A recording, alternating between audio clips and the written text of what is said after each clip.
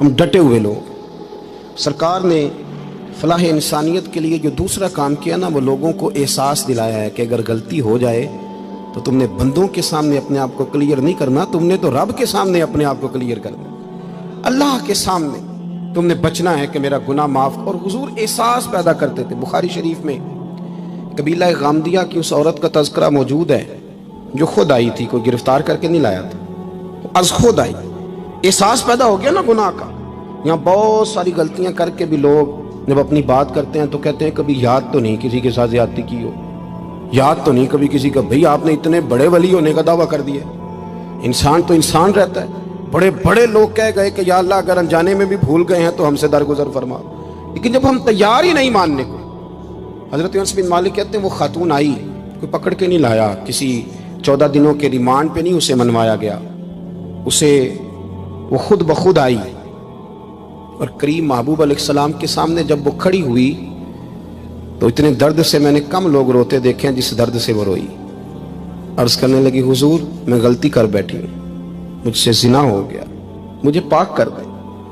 تو محبوب کریم علیہ السلام نے فرمایا تو کیسے ثابت کرے گی تو نے گناہ کیا؟ یعنی مجرم کو ثابت کرنا پڑ رہا ہے کہ میں گناہ گار۔ یہ وہ کمال ہے کہ انسانوں کو احساس ہونے لگے کہ یہاں ہم غلط ہیں۔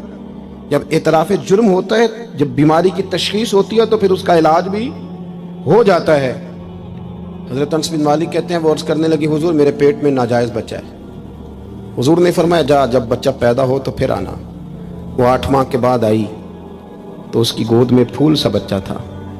حضور نے فرمایا واپس جا، جب روٹی کھانے لگ جائے تو پھر آنا۔ وہ 2 سال 2.25 سال دودھ پلاتی رہی، پھر جب آئی تو بچے کے ہاتھ میں روٹی کا ٹکڑا تھا۔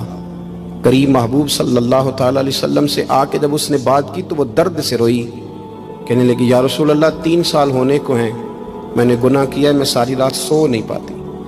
حضور تڑپتی، اگر اس حال میں مر گئی تو اپنے رب کو کیا منہ دکھاؤں، مجھے پاک کر دے، میرے حال پہ رحم فرمائے۔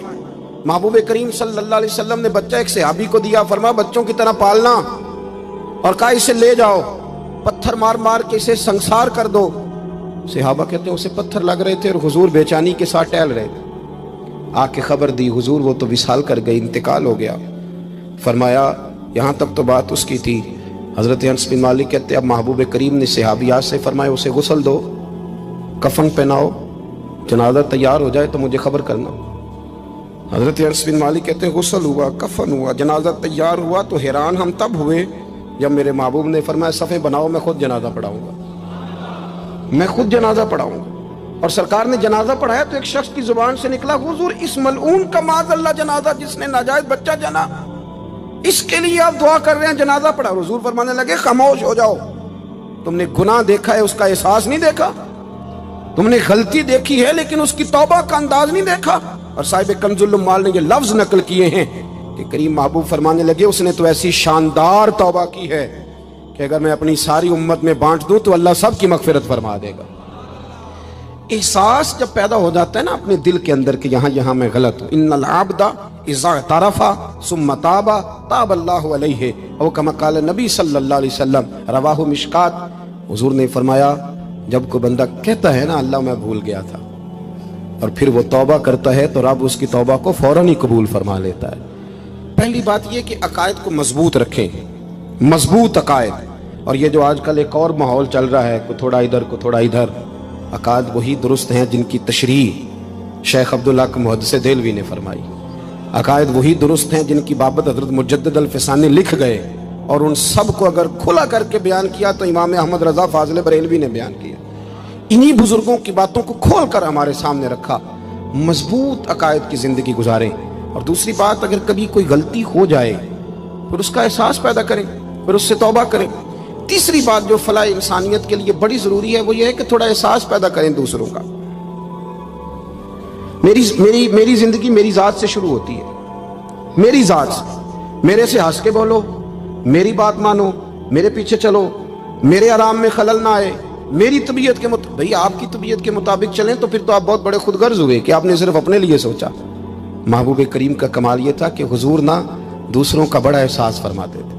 آپ بخاری مسلم کی وہ حدیث پڑھیں تو حیران ہو جائیں کہ سرکار فرماتے ہیں میں جب نماز کی نیت باندھتا ہوں تو میرا دل کرتا ہے میں لمبی نماز پڑھاؤں، جب میرا کسی کام کرنے کو دل کرے تو پھر میں ساری دنیا کو چلنی پڑے تو میں کر جاتا ہوں، لیکن حضور فرمانے لگے کہ میرا دل کرتا ہے میں لمبی نماز پڑھاؤں، لیکن پھر میرا خیال آتا ہے کہ پیچھے بوڑھے بھی ہیں، بیمار بھی ہیں، بچے بھی ہیں۔ یا رسول اللہ، نماز اللہ کی اور خیال بندوں کا؟ فرمایا میں بوڑھوں، بیماروں اور بچوں کا خیال کرتے ہوئے اللہ کی نماز کو مختصر کر دیتا ہوں۔ احساس، جب طبیعت ہمارے ہاں نا تیزی کے ساتھ احساس ختم ہوا ہے، تیزی کے ساتھ ہم نے اتنی نفی شروع کی۔ ہمارے تو اہل تصوف میں اللہ ماشاءاللہ اب تربیت کا طریقہ یہ ہے کہ صرف میں ہوں، میرے سوا کوئی بھی نہیں، حالانکہ طریقت تو اس کا نام تھا کہ میں نہیں، باقی سارے ہی ہیں۔